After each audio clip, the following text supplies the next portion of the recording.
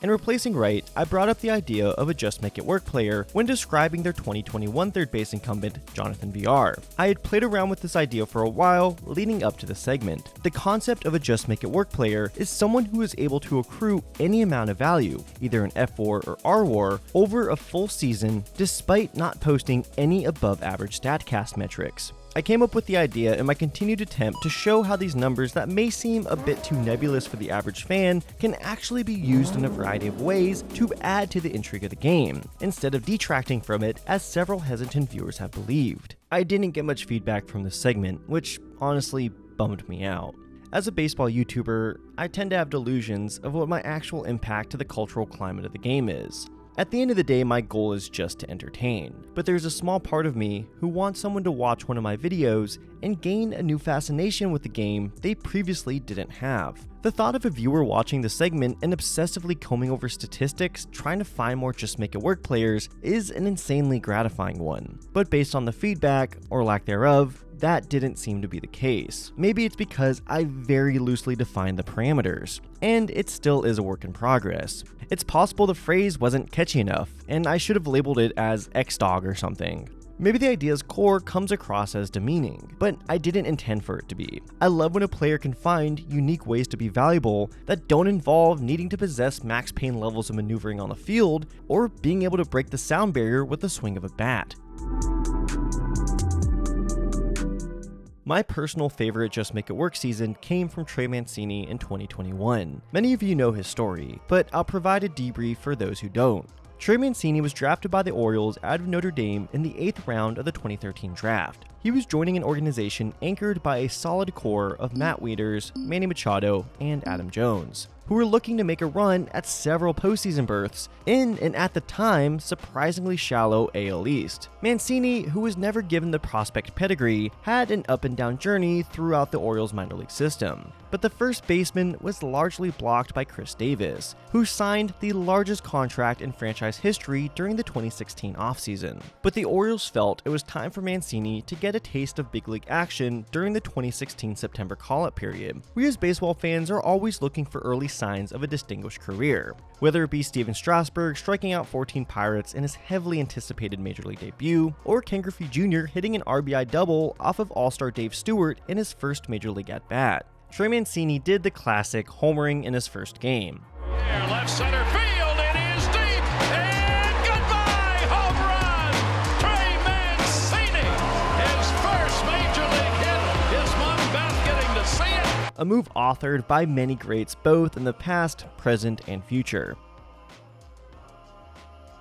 But then he made the bold move of homering in his second full game, then his third 2 days later. Doing this made him only the third player ever to hit 3 homers in his first 3 full games. Pioneering a new club when it comes to best career starts means that the player waves sports writers away from making lazy, oft-used comparisons. We can't say Trey Mancini is the first player since Barry Bonds to hit a home run in each of his first 3 career games, because Bonds never did that. Nobody aside from Carlos Quentin and Trevor Story did.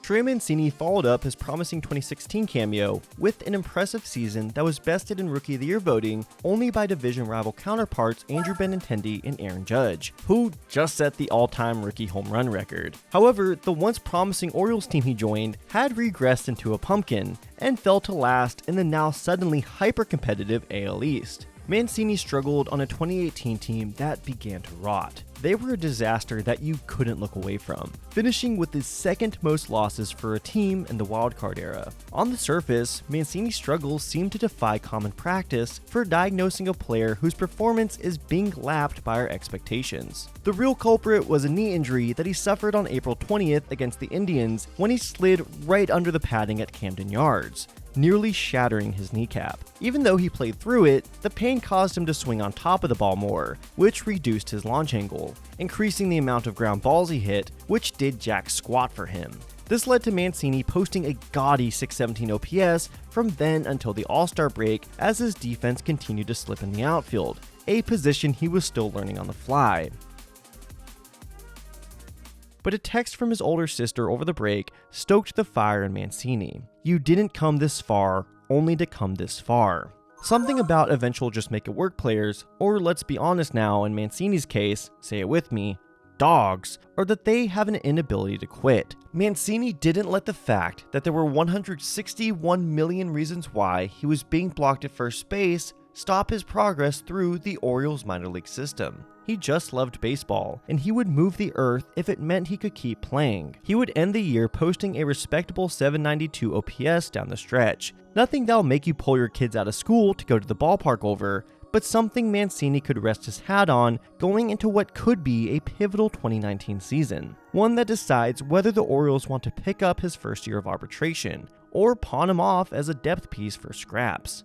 Mancini picked his hat right back where he left it, punching career highs in every stat you and your dad care about, while also getting them in stats that you and your friend who is somehow into baseball cares about. This is about as convincing as breakout seasons get for not super highly touted players. This is also a prime just make it work season. Even though he was playing for an Orioles team that was more interested in what their roster would look like once Mancini's rookie contract was set to expire, at least this proved to everyone that he was going to be sticking around the majors for a while, no matter who cut his checks. But it didn't hurt when during the 2020 arbitration period, that for at least another year, it would be the Orioles cutting them. Spring training 2020. Everything seemed to be normal. Maybe Trey felt a little slower on the field, a little more tired getting home from workouts, but it could be the result of another year around the sun. His physical came back in early March, and it raised red flags across the board. More testing ensued before all of it pointed to the same result. Trey Mancini, at 27 years old, was diagnosed with stage 3 colon cancer. For the first time in his life, baseball was the last thing on Trey's mind.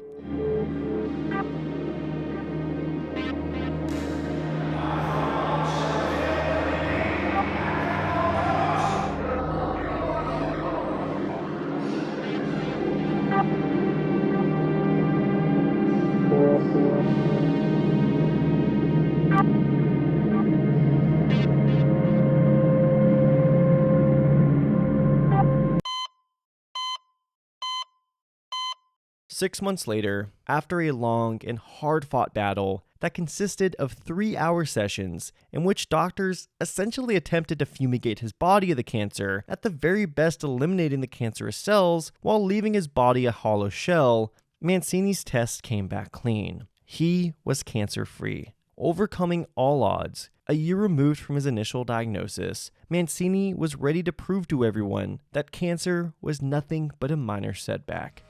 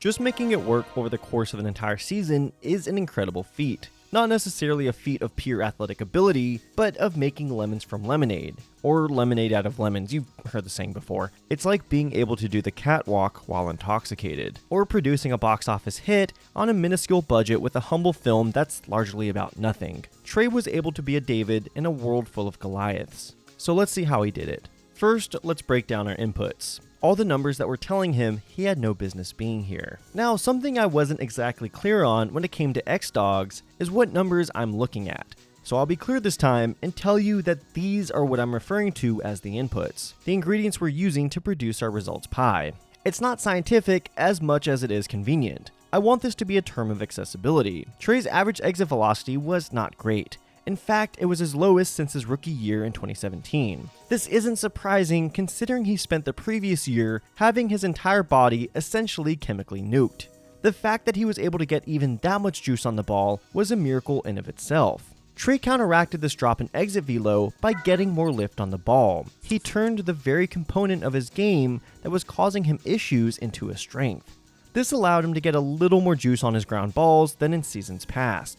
So even though his performance capacity was taking a hit, he was able to find a way to make improvements on the ground floor. Working within the MacGuffin is the centerpiece that fueled Mancini's comeback season. Baseball is a sport that deals in the business of managing factors outside of the player's control. Balls are going to take funny hops. The wind could push a surefire home run 25 feet into foul territory. Mancini couldn't control the fact that his body was not at the physical peak it was supposed to be in, but he could control his mind and approach. Something Mancini had been exceptional at in 2019 was managing the shadow zone after reaching 2 strikes. The shadow zone is essentially the area around the strike zone itself. Some of it is inside the zone, some of it out.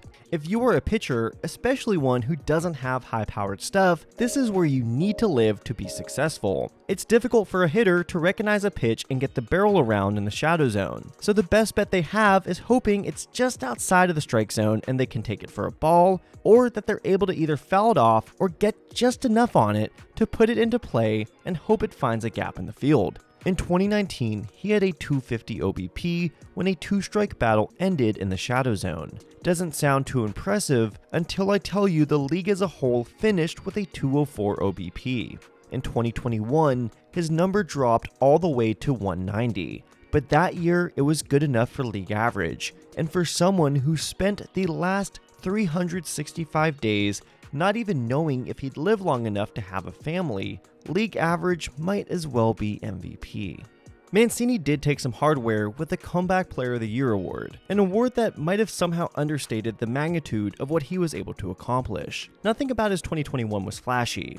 In fact, after a hot start in his first 2 months, Mancini would experience the same type of performance drop that plagued his 2018 season. But the fact that he was able to play in 147 games less than a year after facing death head-on was a credit of his ability to continue fighting even when life tied both hands behind his back.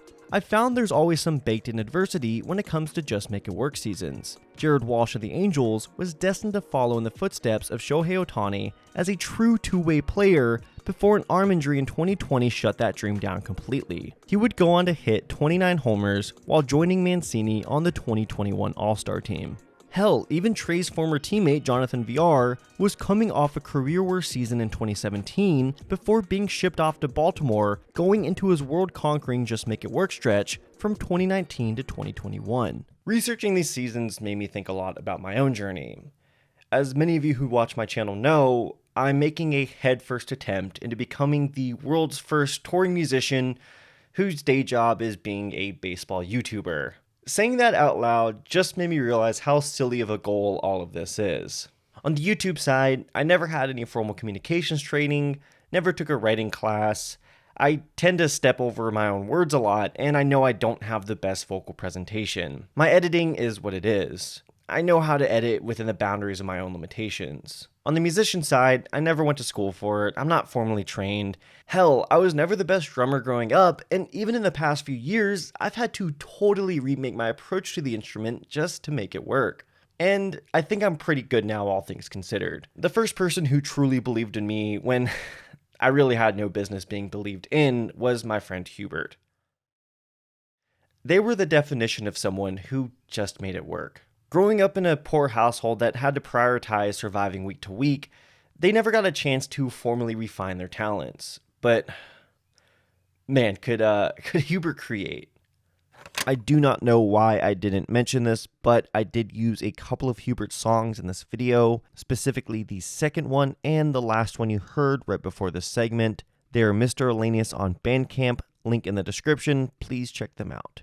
Even though they lack the precision to be a true virtuoso on guitar, Hubert found a way to wrap their giant hands around the neck and craft these intricate melodies in only ways that they knew how to. They told me that they viewed the guitar like a choir, with each string being a singer in a different vocal range.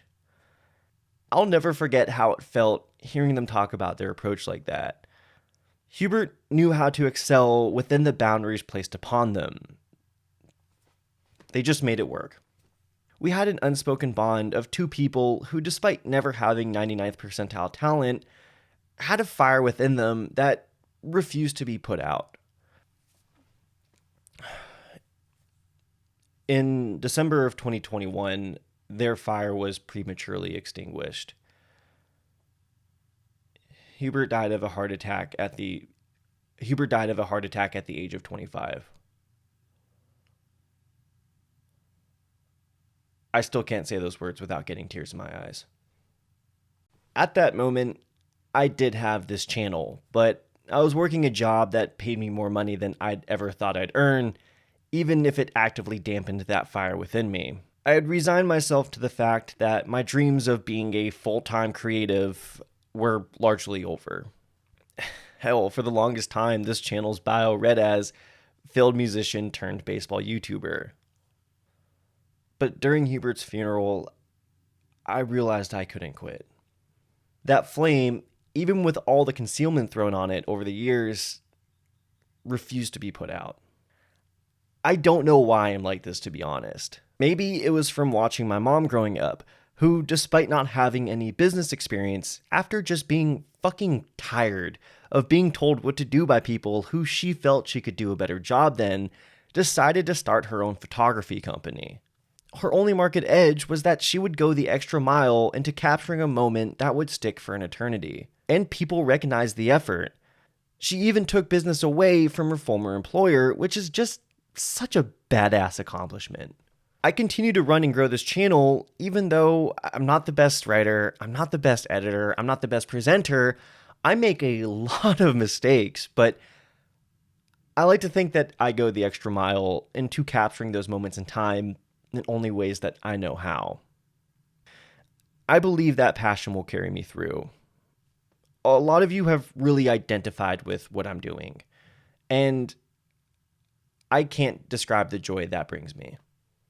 Sports reflect life the same way art does. I feel a little cheesy saying that, so let me elaborate. We have these colossal figures who push the limits placed upon our bodies and minds for our entertainment. But at the end of the day, they are human beings just trying to make it through life like the rest of us. They experience the same uncertainties that we do, just on a national and sometimes even international platform. And that's where it goes just beyond entertainment. They provide lessons that we can take with us and apply to our own journey. Trey Mancini may never have been in the running for MLB The Show cover athlete. He may never be that guy who demands your heart skip a beat every time he swings a bat or makes a play. But he is someone who is an inspiration to guys like me and Hubert. Even though he was never blessed with the greatest tools which were further downgraded by a life-threatening disease, his passion carried him through. Trey earned a $7.5 million contract before the 2022 season, almost doubling the previous one he signed going into 2021. The Astros that year had a need for reinforcements, and acquired him at that year's trade deadline. He may have been beset by the fate that loomed over him going into 2019, but at least it ended at the top. Right field line, Tucker comes on. Kyle Tucker, this time they finish the job. The Houston Astros, world champions.